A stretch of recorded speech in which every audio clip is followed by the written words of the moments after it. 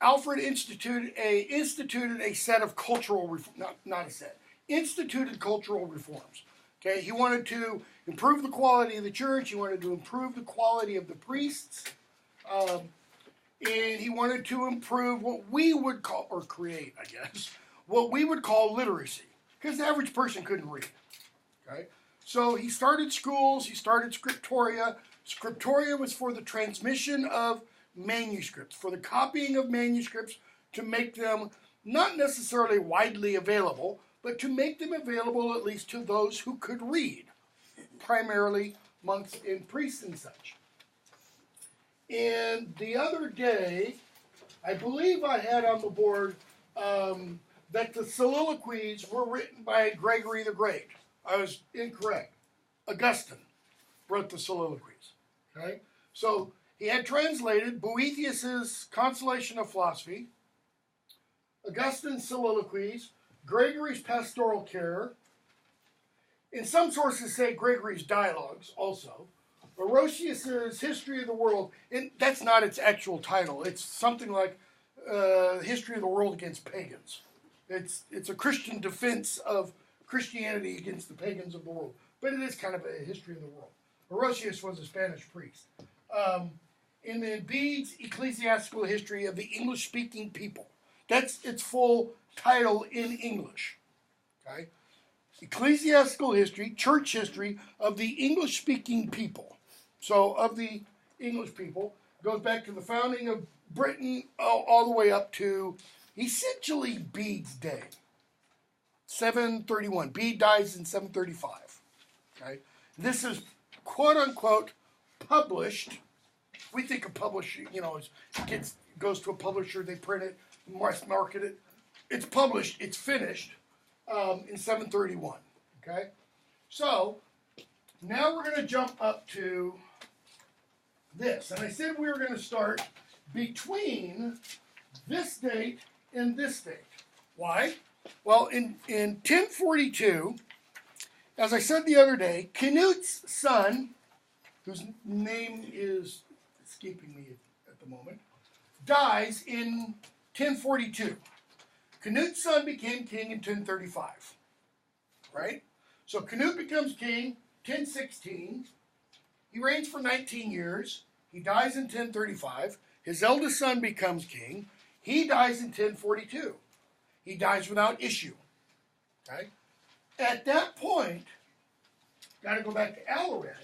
Aelred's eldest son, who has been living on the continent. He has more than one, by the way. He has another one. Thomas or something like that. Aelred's eldest son, named Edward, comes back to England and is crowned king in 1042. Okay? Edward marries, but he also, like Canute's eldest son, has no children. Okay? He is given the name the Confessor because of, supposedly, his holiness and such. Okay? Very spiritual man, according to one interpretation. The other interpretation, what some scholars suggest, is that he might have been gay. Okay? Married, why? Because it was expected at the time for a king, etc., etc. But here's what's important. In the mid-1050s, right, Edward is on the continent. He's in Normandy. And, again, depending upon the source, he's either visiting William, Duke of Normandy, okay, or he's captured by William, Duke of Normandy. Okay? And while there, according to the Norman sources, Edward agrees that upon his death, if he dies without issue, without heir, William will become King of England. All right? Now, one of the sources that tells us this is, I don't know if I've got this in the notes later on, I don't think I do, is the Bio, E-A-U-X, tapestry, okay, which was made in Bayeux, France, by monks. The Bayeux tapestry is a piece of cloth. It is a tapestry of sorts, not literally a tapestry. It's a piece of cloth about 18 inches wide by 240 feet long. Okay? And what this tapestry, it's actually embroidery. What this tapestry recounts is the events of 1066 and earlier, because it includes, I think it's for the year around 1056. It includes for around the year 1056 an image. Imagine this is a table, and on one end of the table is sitting William of Normandy, Duke of Normandy, and on the other end of the table is sitting Edward, King of England. And they are, like the president and the premier of North Korea were recently, they're kind of having a summit. Right? And according to the Bayeux tapestry, it's at that meeting that Edward agrees that William will become king if Edward dies without heir. Right? But the Bayeux tapestry actually reveals something to us that, again, I'm pretty sure this is according to the Norman sources, Edward was unaware of. Underneath the table, on table legs, you have what are called stretchers. They're the pieces of wood that unite the legs so that, the legs don't wobble and stuff. Well, beneath the table on that stretcher was a Bible. So that the agreement that was made here was a solemn, holy oath. Can't be broken. I mean, if you're a serious Christian, can't be broken. Quote unquote, serious Christians. Okay? So, Edward, according to the Bayeux tapestry, swore a holy oath on a Bible William would become king. Okay? And then he's either released from captivity and allowed to go back home, or he ends his, weekend holiday, so to speak, in Normandy and goes back to England and dies without heir. Okay? January 4th. Where is it? January 4th, 1066, Edward the Confessor dies without a son. So what happens? The very next day, Godwin, Earl of Mercia, most powerful earl in England. So when Edward dies, this guy, Godwin, is now the most powerful man in England. Notice what he could do at that point. He could call together the king's Witan, W-I-T-A-N, his cabinet, okay, and essentially strong-arm them to elect him king. By the way, even if a king died and had a son, the Witan essentially ratifies that son as king. There is still an election. Yeah, the eldest son's going to get it. It's kind of, a pro forma thing. But he dies without heir. This is a pro forma. Okay? So, his son, Harold Godwinson, is elected king and crowned king. Now, obviously, word doesn't immediately reach Normandy. That is, somebody doesn't ride from London or possibly Winchester to the coast, hop a ship, sail across to Normandy that day. But it does reach fairly quickly because by March, William has already begun constructing a navy. That is, he has ordered ships to be built, large ships, landing craft type ships, ships large enough to carry an army and cavalry, mounted horse. Okay, that begins in March. So he's heard, and he's getting ready for an invasion. That's in March. Right? So he's obviously not real pleased with this. Well, he isn't the only one that isn't pleased. There is also Harald Hardrada of Norway. Why of Norway? Why is that significant? Well, what was Canute? And Svein Forkbeard before him, and Canute's son after him. They were kings of Norway. So when Canute's son died in 1035, okay, Norway lost its, accession of England? That is, kings of Norway were king of England and Norway. Canute's son dies, and now you're just king of Norway. Well, it's nicer to have England also. Okay? So, Harald Hardrada, king of Norway, you could also think of the, hard ruler. It could also be hard deeds. This is not a guy you want to meet in a dark alley, in other words.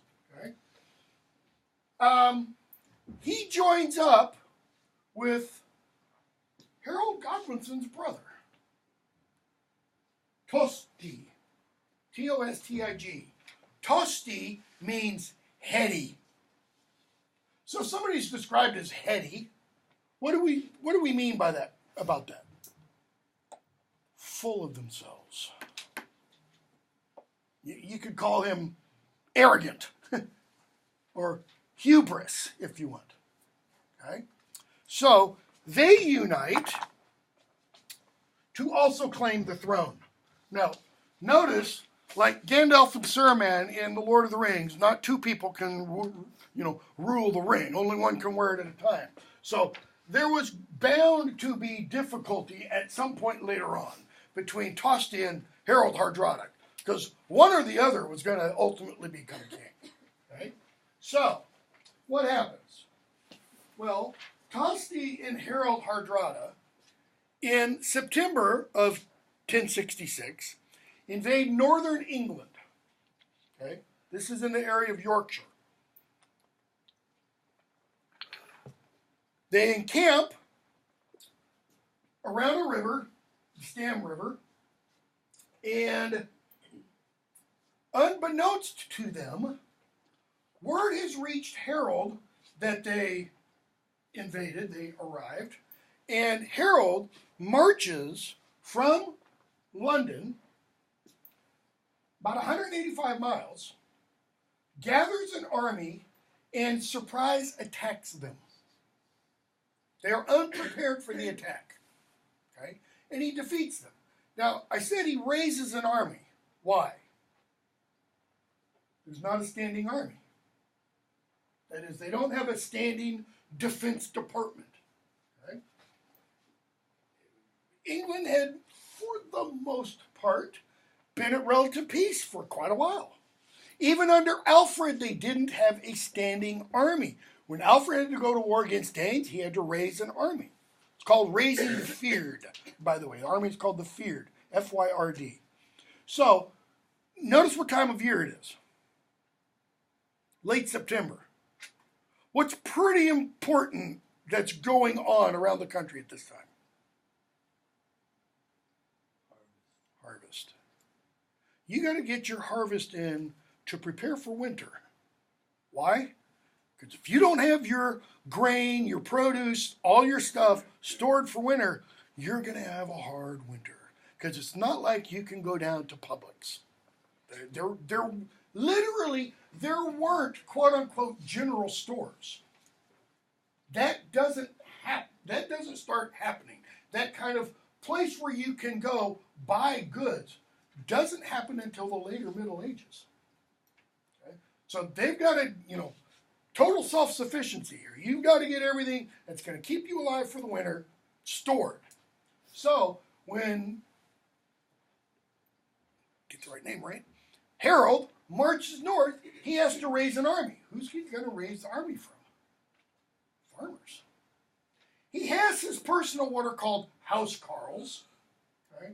That is his, what we would call today, Secret Service. These are trained, battle-hardened warriors that would defend him. He's got quite a few of those, but then he has to raise the army as he marches north. What are they going to use to fight with? Yeah, some guys would have swords, not many. Swords were expensive. Good swords were expensive. Many would have spears, But what else can you use in a battle? Pitchforks, axes, hatchets, knives, rakes, clubs. I mean, you all seen, probably most of you, have seen Braveheart. And you've got that one great scene where, Gibson's character does what? He gets his men to get big, long sticks and sharpen them like a pencil. Okay? Makes a pretty good weapon. So they march north. They defeat Harold Hardrada and Tosti. In while Harold Godwinson and his forces are up north, a rider comes from London. William of Normandy has landed at Pevensey. Pevensey is the southern coast of England. Let's see, do I have a map? Yeah, go back to this map for a moment.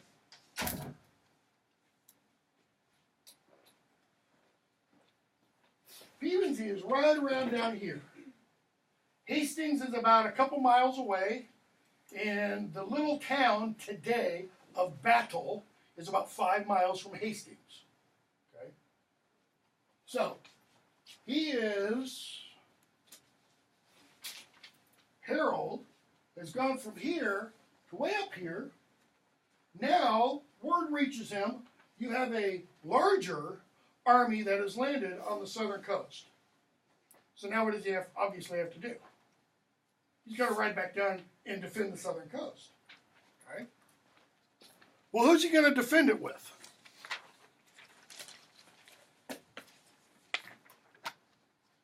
The army that he raised to fight his brother and the King of Norway, that army was raised just to fight his brother and the King of Norway. So that army gets to essentially disband. Why? They still have to get their crops in. So now he has to raise another army, as he has to march not 185 miles, because that just gets him back to London. But now he's got to get back from London all the way down to the southern coast. Notice, William is already there. He's already marshaling his forces, setting them out how he wants. And we'll talk about how he sets them out in a moment, how it really does not make a lot of sense. Okay? So, Godwin's, you got to imagine, by the time we get to October 14th, he's pretty tired. Okay? A 2-week march to get back down. His men, once word reaches them, they stay a day or two in Stamford, to kind of catch their breath. Then they march south, they raise a new army, he's pretty tired, and we get what's called the Battle of Hastings, even though it's not literally at Hastings. Today, if we were going to call it by its actual location, we would call it the Battle of Battle. The town is named for what occurred at that location. Okay? So we get the Battle of Hastings on October 14th, 1066. And what happens? Well, the bio tapestry again gives us a wonderful image of the end game, so to speak. And it is Harold Godwinson looking up with an arrow sticking in his eye. According to the anecdotal word that came out of the battle, Harold died from an arrow in the eye. Okay? Now, it wasn't just they go and Harold's the first one killed and they all go, shoot, and give up. Battle starts early in the morning and it goes throughout the day, but it doesn't go constant battle. It's kind of like there's a wave, and then there's a pause, and then there's another wave, and then there's another pause, and then there's another wave, and it's over. Okay? So, you have here generally the outline of how the troops are marshaled. So, you've got Norman cavalry here, mounted soldiers, big horses. These would be almost like Clydesdales. Okay? Big horses. You've got the Norman armored infantry and archers here. Okay.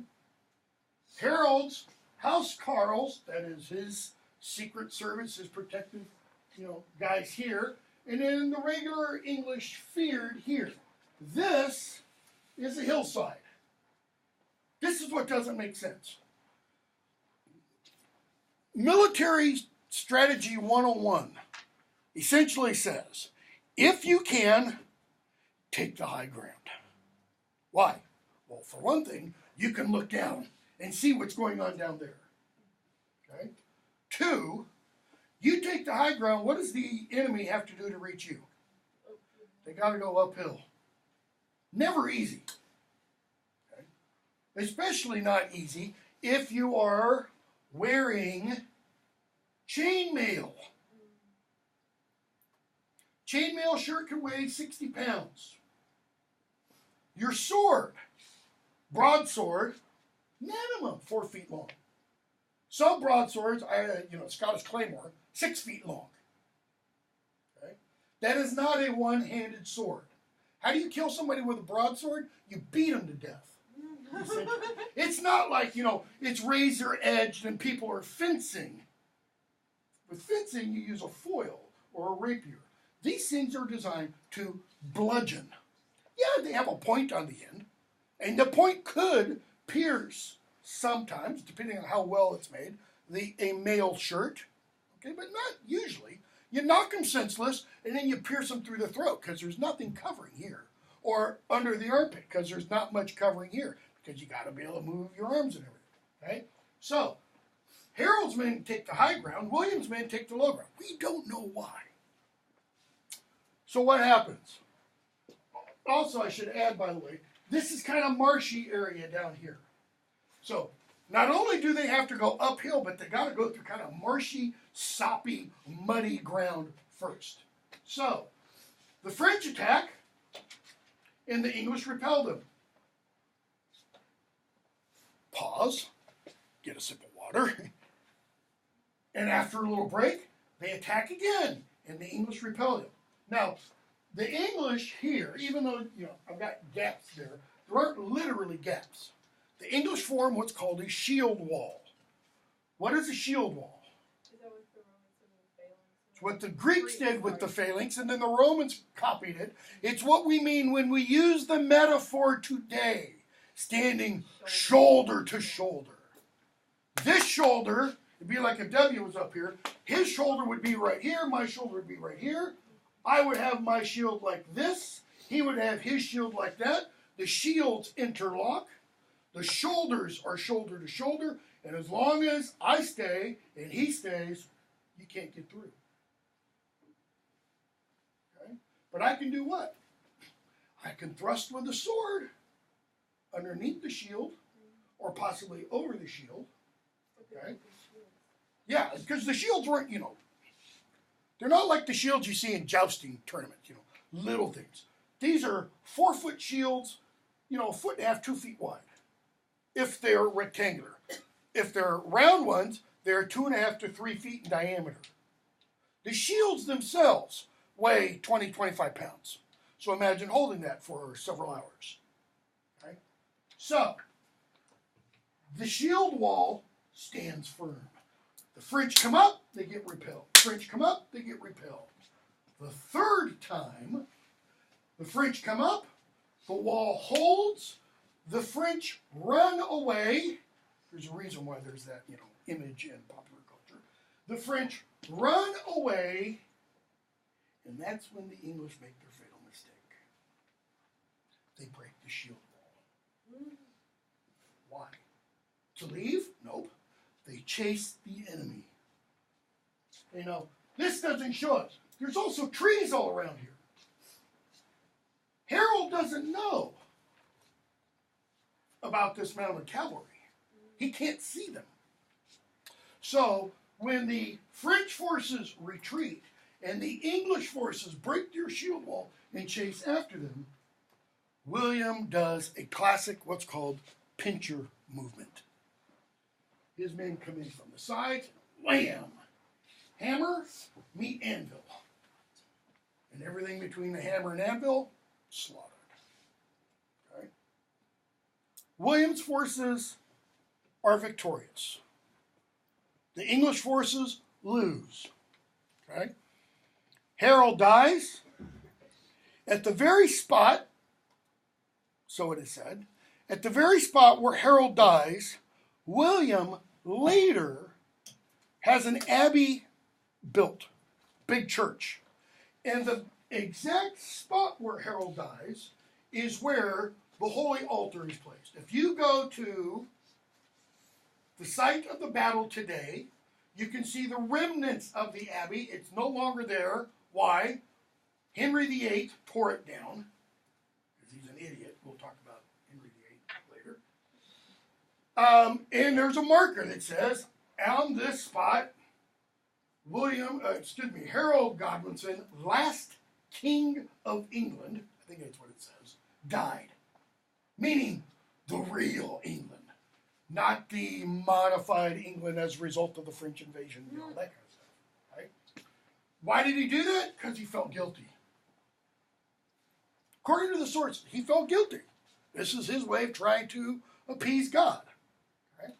So Harold dies.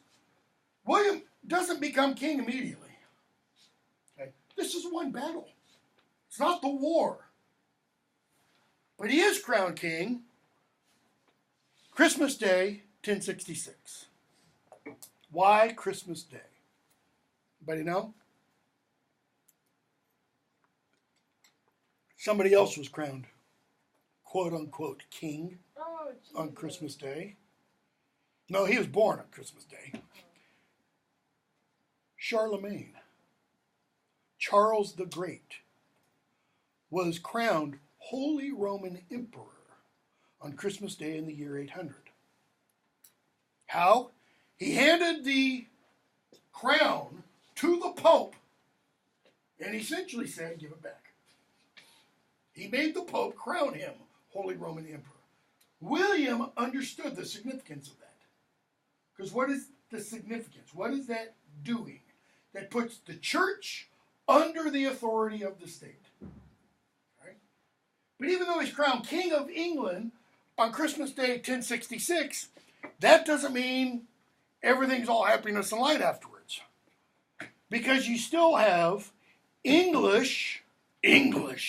Anglo-Saxon English, who don't like William, let's call him what the English call him, the bastard. Not because he was a rotten person, literally a bastard, okay? Born to unwed parents. So, what happens? William then goes on a journey of conquest. And he has to march throughout England and put down all these little rebellions. If you go throughout England today, you can go to a variety of castles that were begun under William the Conqueror. Like, for example, Warwick Castle. It's one of the great castles in England. Most of the castle is from the later Middle Ages. But you can go to this and see this big mound of dirt. That's what remains of the castle that William built. Go to the Tower of London, in London. Look at the big, beautiful crenellated wall and all that kind of stuff.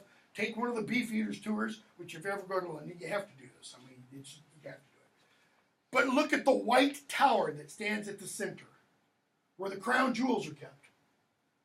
William built that. So that thing is 930 years old. Something like that. I mean, it's pretty old. William dies in 1087, 1086, something like that. His son becomes king after him, but we'll talk about that later when we go on to the Middle English period. Okay? Any questions about any of this history stuff? 1086, 1087, something like that.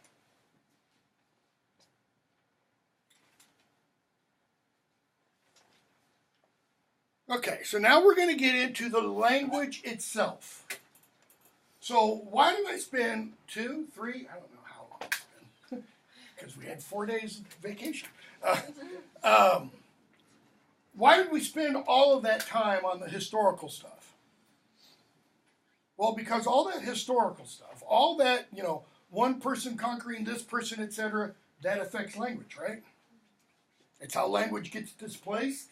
It's how one language or dialect becomes superior to another one. Well, when we finish here, what language does William speak?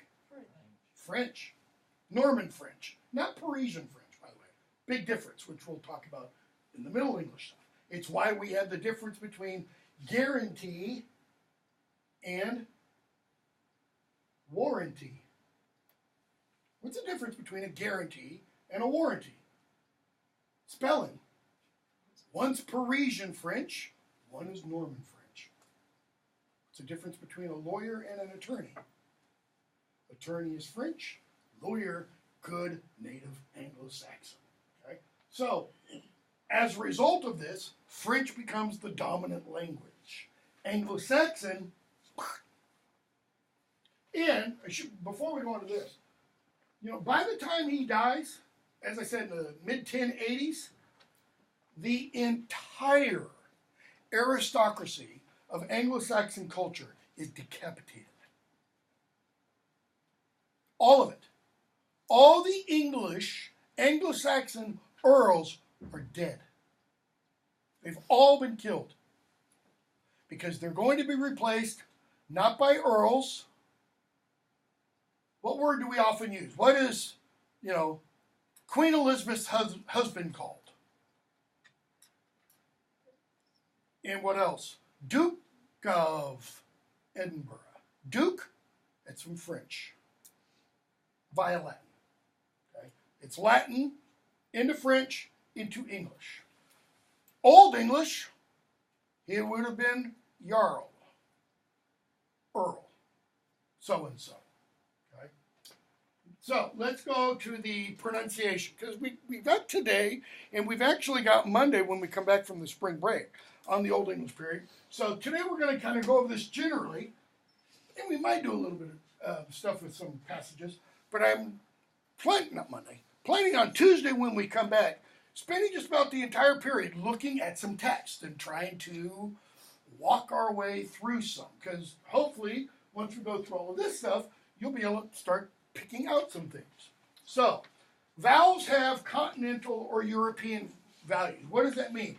Go back to the pronunciation chart, for example, at the beginning of class, and we said that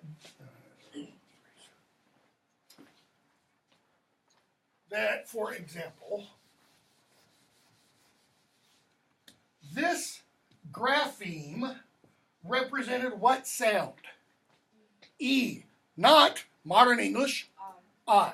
Okay? That's a European continental value. In German, when you see this, the pronunciation is eit. Okay? Not because this is I, it's the two together, but if it's this, it's eat. Okay? So, vowels have continental or European values. What else? The letter Y is pronounced like the U in German Küche, kitchen, or U in French, tu, or U in, for you Warner Brothers fans, Pepe Le Pew. U. So, Old English, hard, tuning. It's actually usually two Y's. Tuning. Okay? H has the sound as in, unless it's at the beginning of a word, has the sound as in Scots, loch. Not bach. That's smooth. Loch. It's more breathe. It's almost like you're trying to clear your throat. Loch. Like that. Okay? Thorn, which looks like, in manuscripts, that. Looks like what? Looks like a thorn.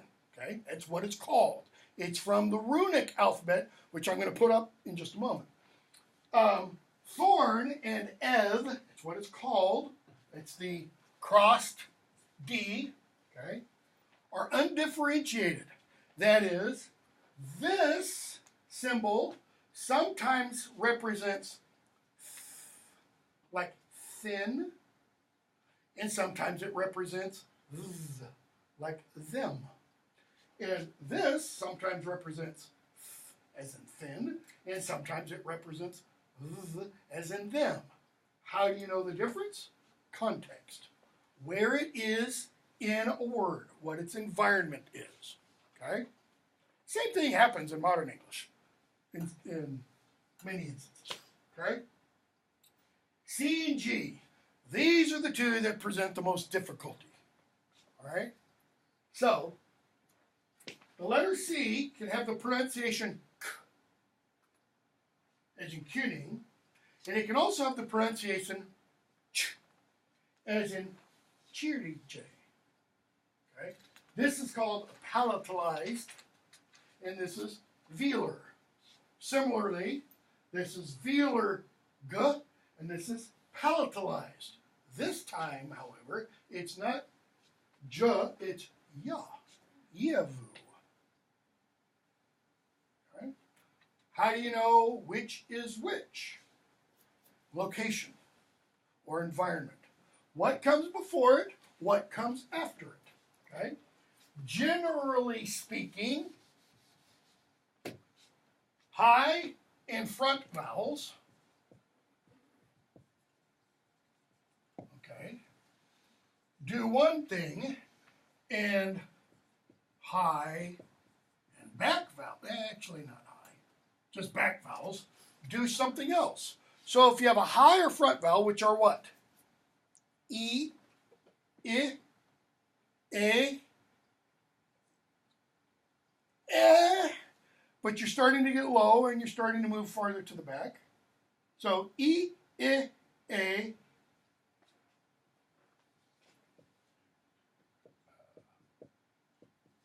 okay. Before or after S or G, make them palatalized. So if you have an I before this is pronounced each. And guess what that is? That's the pronoun. I. Pardon? I said you said that before. I'm sorry. If you put an L before it, it becomes leech. And in modern English, it changes. It's not leech anymore. Why? Something happens in the Middle English period to that palatalized ch there. And not only in Middle English, but also in Northern English as a result of the influence of Viking. It becomes like. Okay? So, C with I, E before it, letters. Letters now. I or E before C makes that ch. Often I or E after C also makes it ch. Okay? I or E before G makes it ya. And I or E after G makes it ya. Okay? And then there's the third form for the G, and it's lagu, lagu, not g, lagu, lagu, okay? And we see this, and you got one example there, lagu, but we also see it in the noun fugal, fugal. What happens as to vowels? Remember I talked about Old English? They shift in what's called the great vowel shift. Certain long vowels jump up. Think of a vowel triangle. Where's oo on that vowel triangle? It's way up here, right? It's the highest you can go in terms of high back vowels. So in order to shift it, because it does shift, it becomes what? You have to come over to the middle and it becomes a diphthong. Two sounds said together. Ooh, Old English, who knew? Brune who becomes what? How now, brown cow? Hus becomes house. Husband becomes housebound, husband. Okay? So who knew brunku? So fuho. Don't change anything else, just change that. Foul becomes foul. Foul. Foul. Well, what happens with that? It kind of drops and gets replaced with a wa sound in the later Middle Ages. Okay? Which we'll talk about in the Middle English part. Dialects. Let's talk about dialects for a moment. So you've got 4 of them, and that's what's on the next page. What time is it? Oh, we have plenty of time. Dialects. So, how much of that can I get up there? Almost all of it. Yeah. So, Old English has 4 major dialects. Yeah, it's got some little sub-dialects, but we're not going to talk about those. 4 major ones. Northumbrian, okay, which is north of the Humber River, which runs right there. Okay. Mercian, which is East Anglian and what's the western part of that. Mercian, okay. West Saxon, and Kentish. Notice Kentish is south of London, all the way over, including Canterbury. And notice West Saxon goes just south of that, all the way over to here, because over here, this is Cornwall. And Cornwallish is spoken there. It's a form of Celtic. Right? So those are the 4 major dialects, and they're fairly different. Sounds are represented by different spellings. For example, in the Beowulf manuscript, you see Beowulf's name spelled Beowulf, usually that way in the first half of the manuscript. Beowulf. In the second half, you often see Biowulf. That's a dialectal variant, which is one of the reasons some scholars think the poem Beowulf was circulated orally.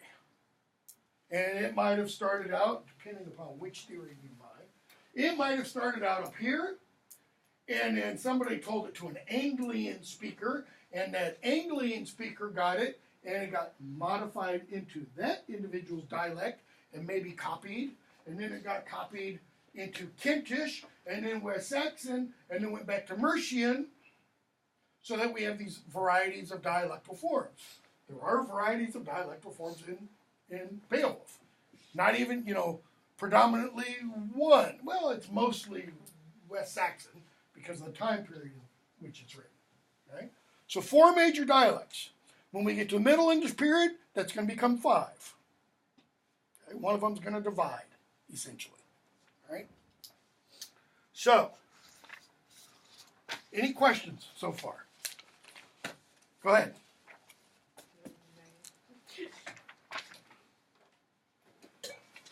Because now it gets really fun. If you're lost before, you're totally SOL at this point. Okay? So, grammatical gender. Masculine, feminine, and neuter. What do we mean grammatical gender? Well, the difference is between grammatical gender and analytical gender. Analytical gender means you look at something and you go, it's pretty clear, it's male.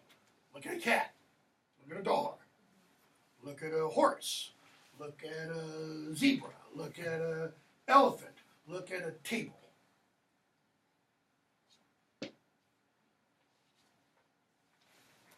How do you tell what gender a table is? The A or the E or the O? Nope.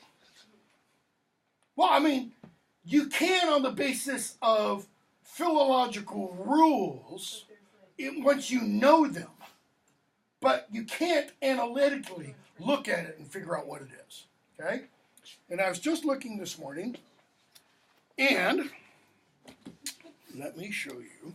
This is from, I never actually used this text in an Old English course. I'm now thinking maybe I should have. Bob Hasenfratz and Tom Jambeck's Reading Old English, a primer and first reader. Okay? So it's a very, very basic kind of introduction. And I was going to start with that, but I'm going to skip that and go to this. We actually have, here's an example of an Anglo-Saxon writer. I don't know how well that's going to show up.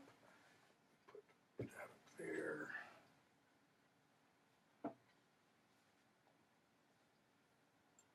Hopefully it's relatively in focus. I have to make it a little crooked. So we have Alfric, who is a 10th century writer, okay, writing on gender in language. You know, we think this is a modern concept. No, it's not. So, you have the Old English, after you can descend in toi cun on namum, okay, masculinum on feminandum. Fact is, werelich and weeflich. Just skip all that. He's essentially saying, you know, with nouns we have two kinds of names. Toi, kin, like relationship, two things in name, masculine and feminine. That is werelich and weeflich, manly and womanly. That's what that literally means. Werelich, where Young Frankenstein, one of my favorite scenes, werewolf, their wolf, their castle. Werelich, man-like, and weeflich, there's that like, okay, and weeflich, women-like. Man-like kind are, and then he gives Latin, this man, etc. And then he puts it in Old English, fess where. And weeflich, you know, feminine, this wife. So you get a translation down here at the bottom. Of the masculine gender is hic-weir, this man. Feminine, haik, femina. Notice, hic, haik. There's a difference in what? vowel. Okay, yes, there's a difference in vowel in the determiner. That's a demonstrative pronoun, right? Or a definite article. But it's different for male than it is for female. We say, this man, this woman, this bottle, this... We don't make any distinction. Okay? Or the distinction we make is entirely analytical. We look and see what the thing is. Male and female, of the masculine gender, etc., of the feminine gender, these two genders are natural in human beings and in animals. Now in grammar, there's a common gender that is either masculine or feminine, and he gives an example. Okay? Neuter is neither gender. Neither masculine or feminine in scientific language, but it is often nevertheless understood, and he gives an example.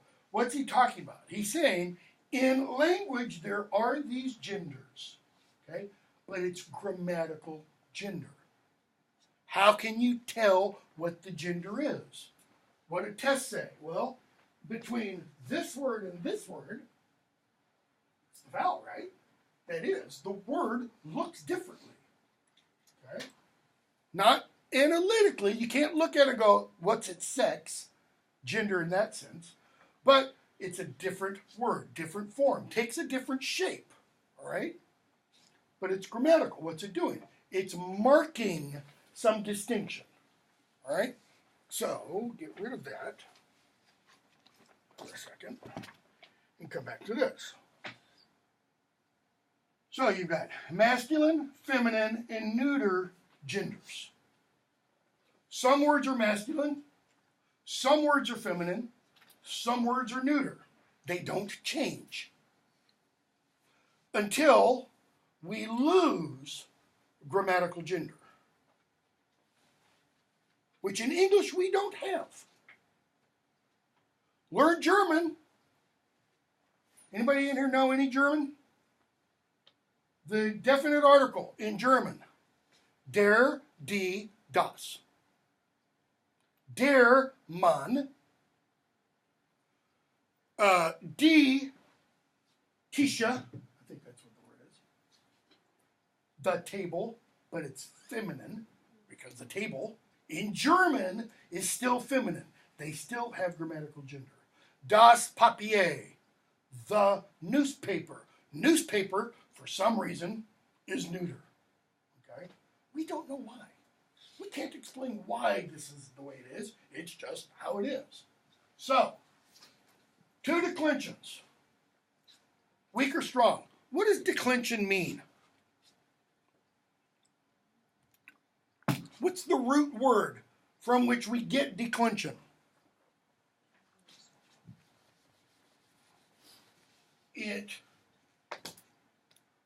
Well, the real root there is this.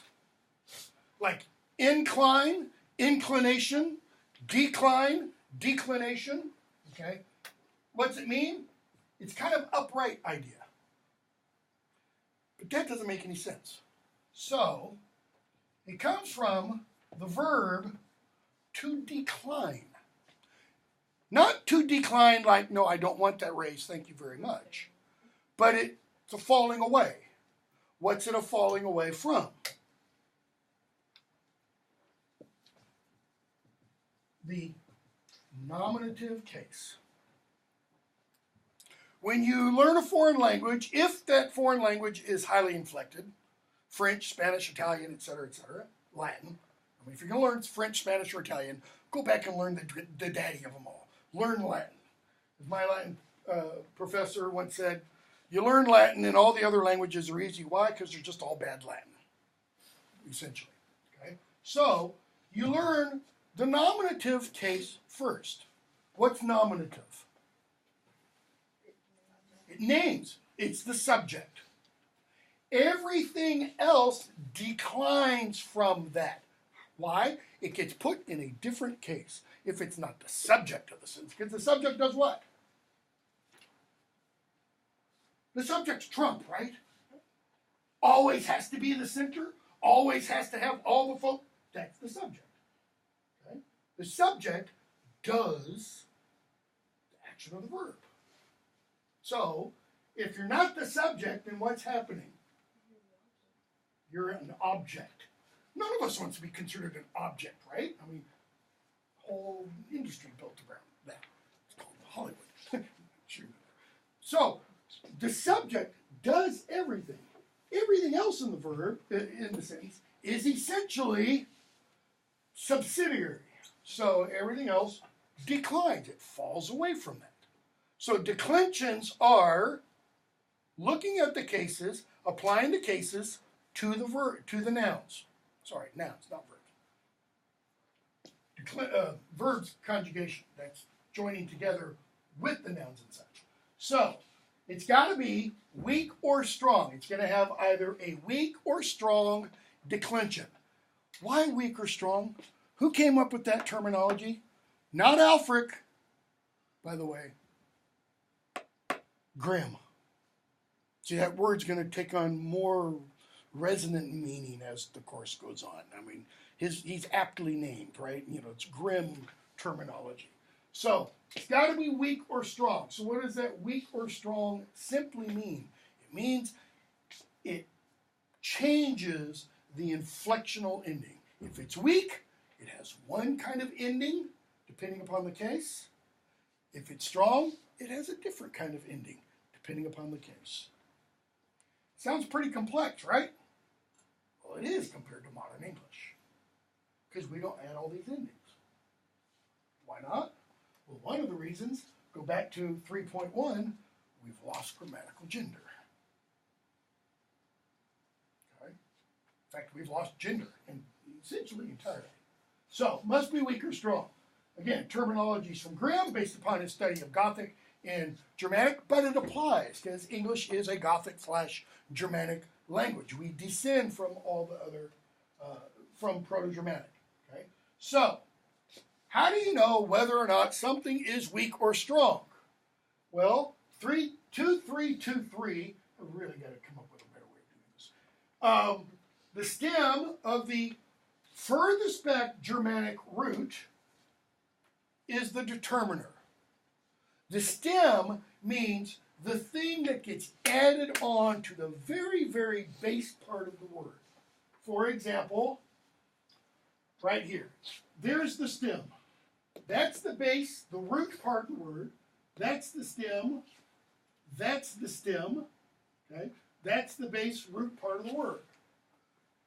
Okay? Now, the next part is pretty important. Strong nouns have vowel stems. That is, you've got the root and then some kind of vowel. Okay? And the vowels can vary. Most of the vowels drop off before the Old English time period. That is, if you look at nouns in an Old English text, often this root vowel form, okay, sorry, the one that's over there, the A, it might disappear. Okay? Look, for example, here. It's not there. But you do have it here and here and here, but you don't have them anywhere. Well, those are awesome. Those are different. Okay? But what about here? No root vowel, right? There's no, well, because you don't really decline the nominative. The nominative is the one you start with. But the accusative doesn't have one. Well, what about that? That's S, not S or os. That's not ah. Well, it's because that original kind of ah stem drops off. Okay?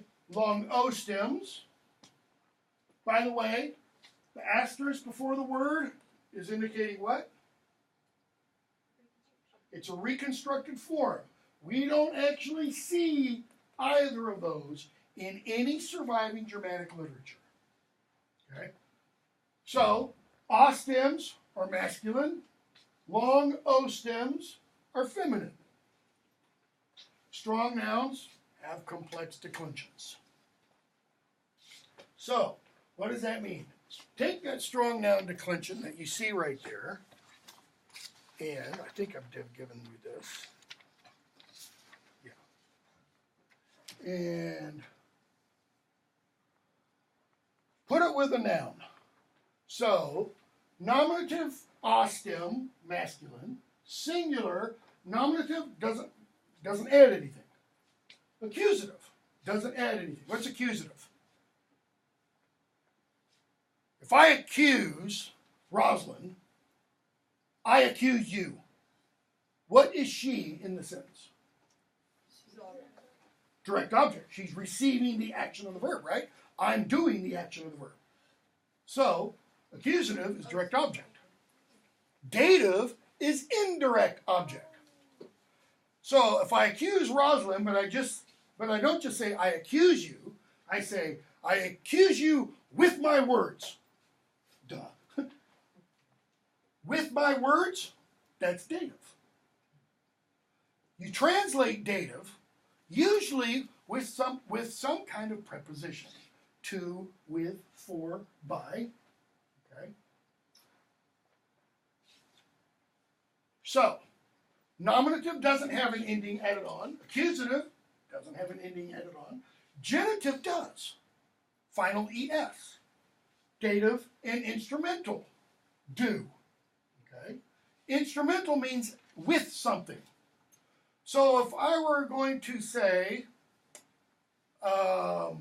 let me change the verb and not say I accuse, but let's say I hit W with my fist. The with my fist would be in the instrumental case. Why? Because it's indicating with something, with a particular weapon or object. So, does that instrumental have to include a preposition? Yeah, if you're translating, it would. Okay. You would always have, I hit him with the sword, because you wouldn't say I hit him sword. Did you hit the sword, or did you? Pardon? Are prepositions not a thing in Old English? Prepositions are not nearly as prevalent in Old English, which we'll talk about a little bit as we go on. Okay? Think how important prepositions are in modern English. You're going to turn in papers, and I'm going to circle prepositions that are wrongly used. It'll happen. It might not happen to every person, but it'll happen to some of you. Okay? And I'll put, this is why prepositions are so important. Okay?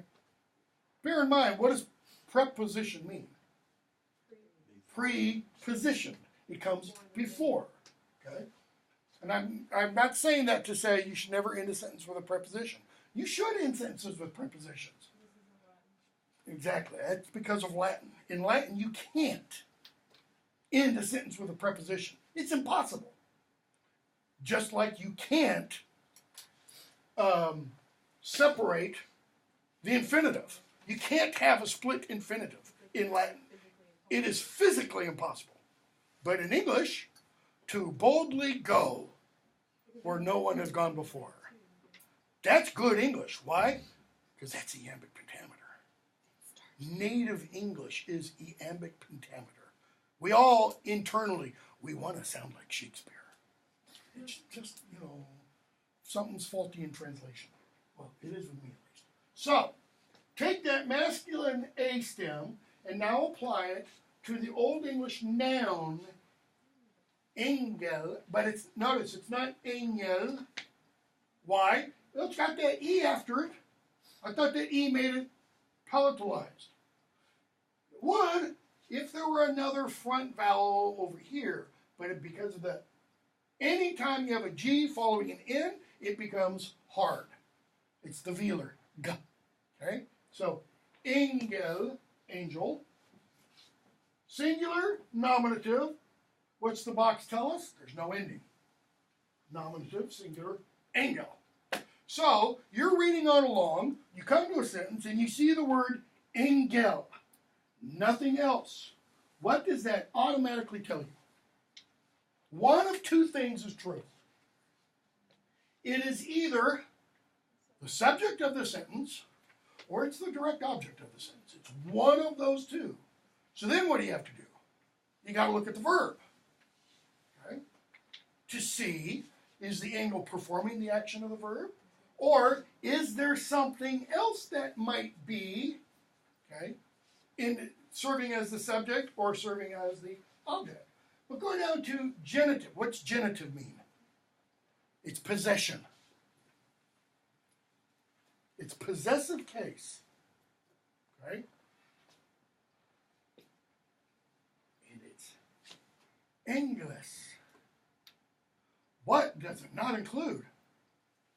That it should have, according to modern English, an apostrophe. So where does the apostrophe come from? It's a corruption from the Renaissance. The apostrophe, historically, is inaccurate. Or, let me rephrase that. The apostrophe, historically, is actually a mark of elision. What do you do when you elide?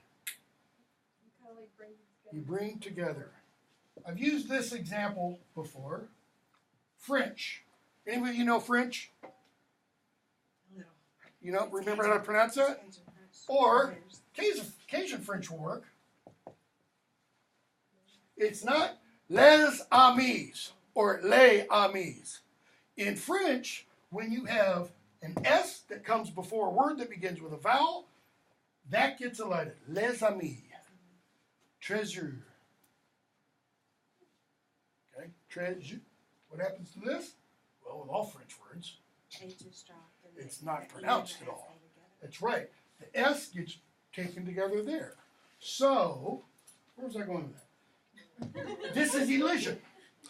In the Renaissance, and you can see this in some of Shakespeare, for example. Shakespeare has in, I think it's Romeo and Juliet, you have a line, Mars his sword. But when the speaker on the stage says, let Mars his sword strike you, he doesn't say, let Mars his sword strike you.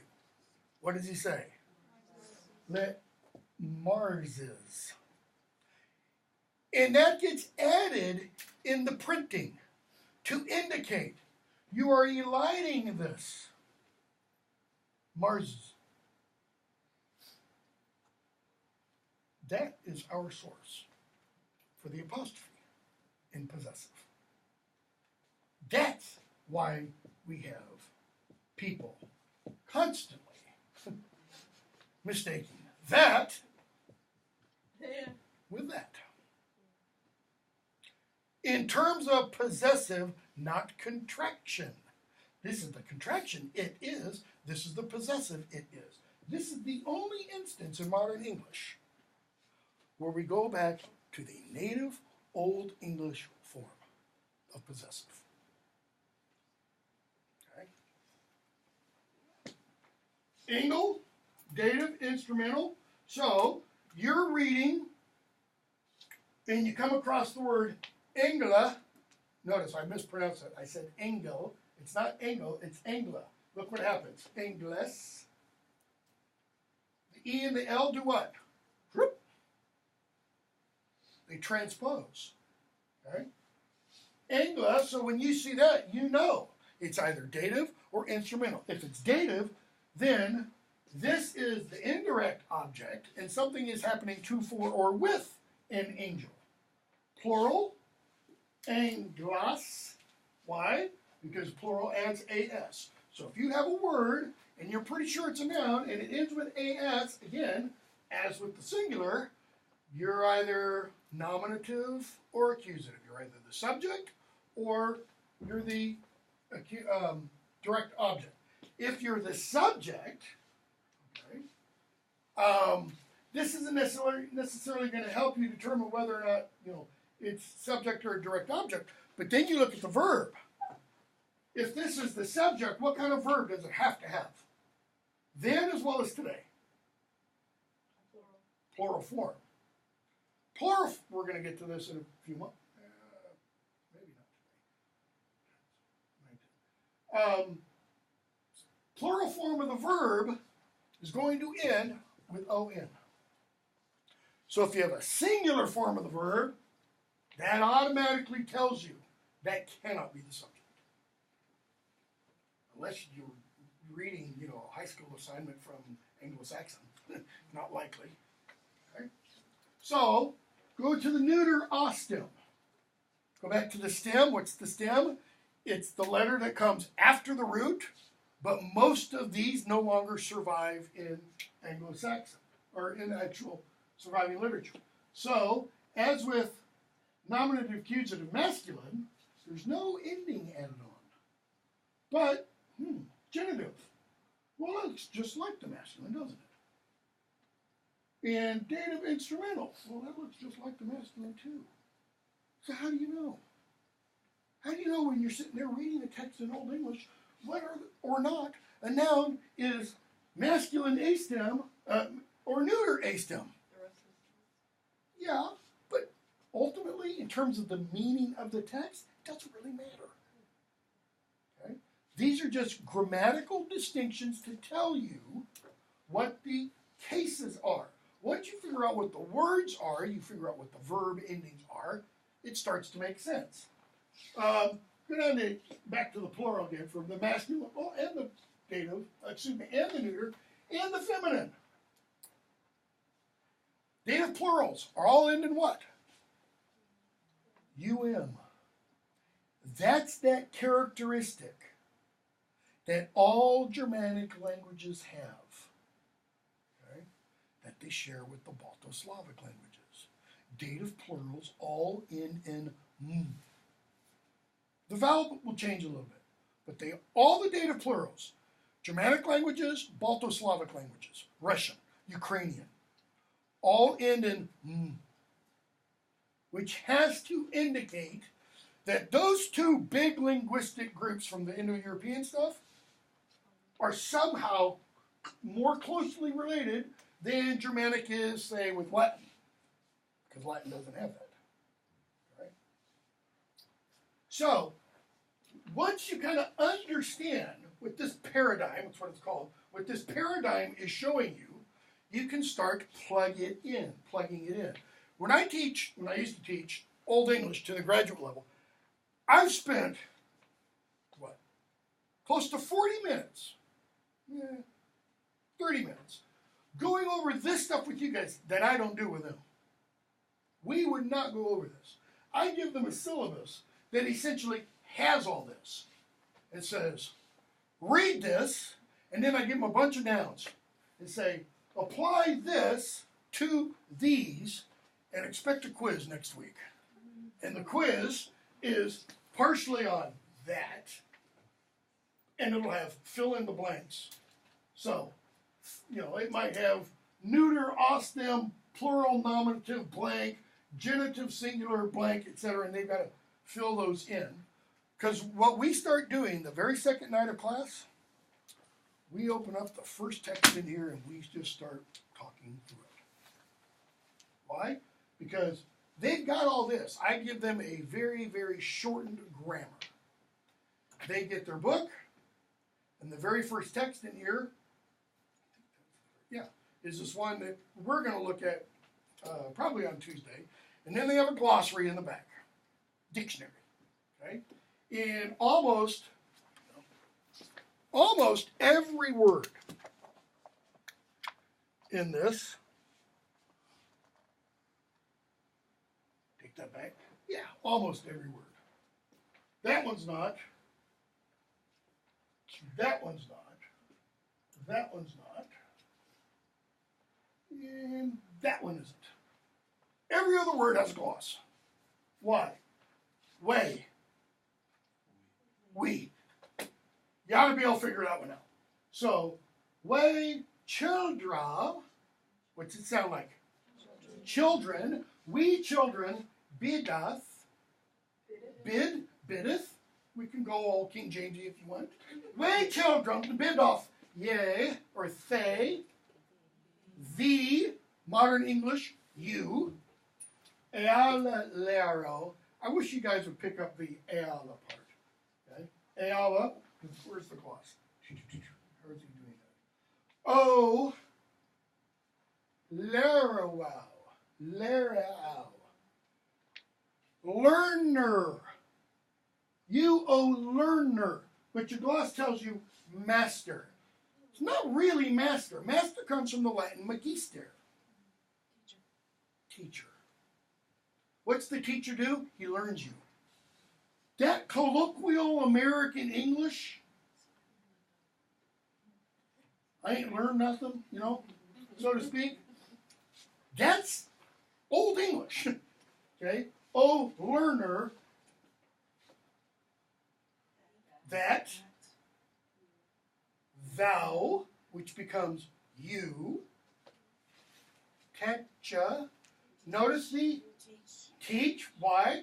That's that instance of the C between two front vowels. Okay? So it's ch. Now, teacher, pretty clear. Us, sprechen, any German speakers, to speak. Fourth vowel, therefore, or because. There's the root. Ya lareda, lara. Unlareda, unlearned, we completely wiped out. No longer in English at all. It is a German. Wir sind, we are. So where does are come from? As a verb. Blow your minds. Viking. So when we use the third person, we are, my grandmother, who had an 8th grade education, used to say, we is. Why? Because she hated Vikings, No. Because we is more native Old English. Okay? We are, so we are unlearned, and Yawamadliche, which one is that? And ignorant and badly, ungrammatically, we sprecketh. So, y'all, I want you to come teach us how to speak, because we don't speak no good English. That's what they're saying. Okay?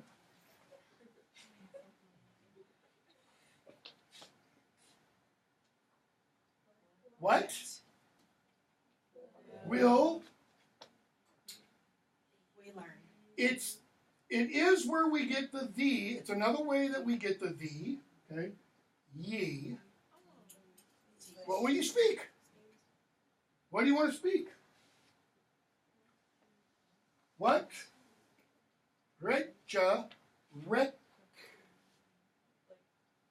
George Manley Hopkins writes not Pied Beauty, writes the other one, where he talks about where men do not now reck his rod. Reck, think, consider. What consider we what we speak? But that it right speech is, and behoove, beheve, is not idle, idle, or purposeless, worthless, and I'm drawing a blank on frac on it. That's line 5, and not frivolous or wasteful. Okay, so we're going to do more of that on whatever the day is. What time is it? 9:19. We got 6 more minutes. Okay, so where were we? So that's all what those charts are. Now let's make it a lot of fun.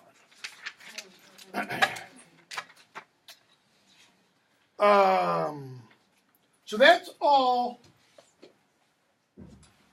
strong nouns, the stuff up above. Okay? The masculine, the neuter, the feminine that we were talking about.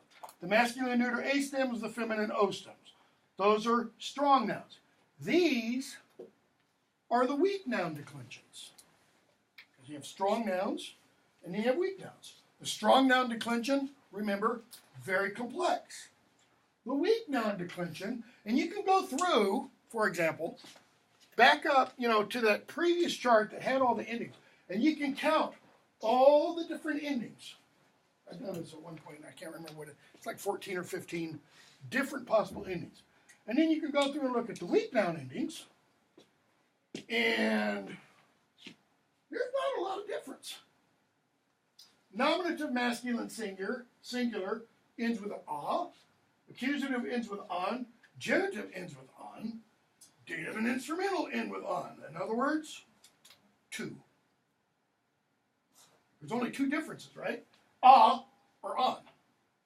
Problem there is when you have a word that ends with on. Now you have to figure out, is it a direct object, indirect object, is it dative, etc.? Plurals. On, and, Okay, well, you automatically know is going to be what? It's going to be dative plural. If it's a noun, it's going to be dative plural all the time if it ends in Okay? So, there's 3. So, with the masculine, singular, and plural, you have a total of how many different case endings? 5. That's 1. On, even though it's for 3 different cases, or 4 different cases, it's 2. On, 3. Take that back. That's the same. So now you have to determine, well, is it plural? Or is it singular accusative? So 1, 2, 3, 4. 4 different possibilities.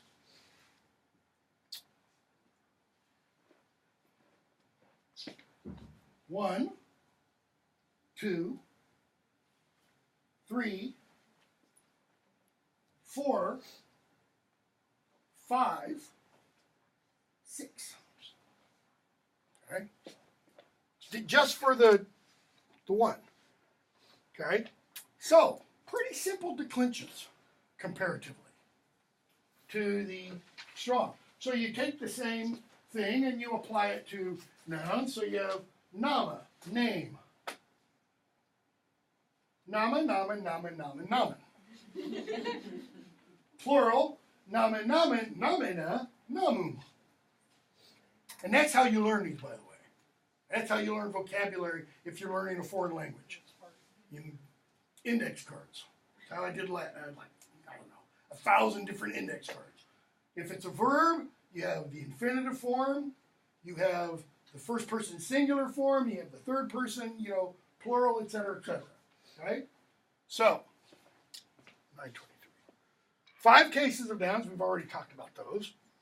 And then we have adjectives.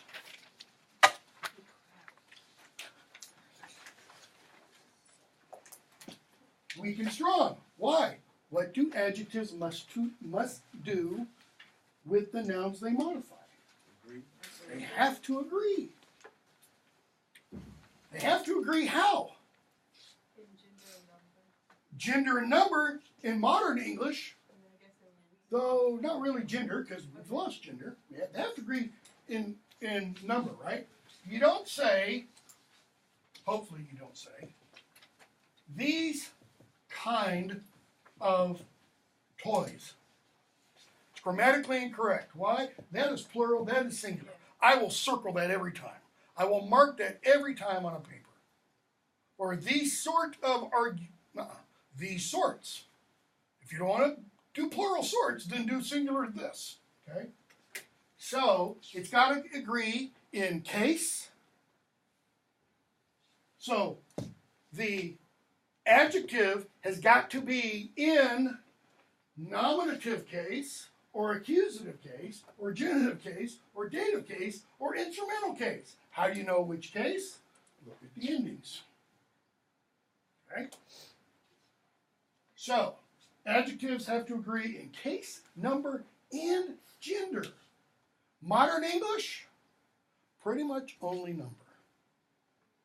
Because we've lost almost all case distinctions, with a very few exceptions. Pronouns maintain all the case distinctions, okay, and possessive. How do you change boy to be different according to accusative, nominative, or dative? You don't. You don't. It's just boy. You don't add anything to it. Right? All right, we will stop there. We will pick up with all this wonderful stuff when we come back. Have a good freezing break if you're going to be staying in Murfreesboro.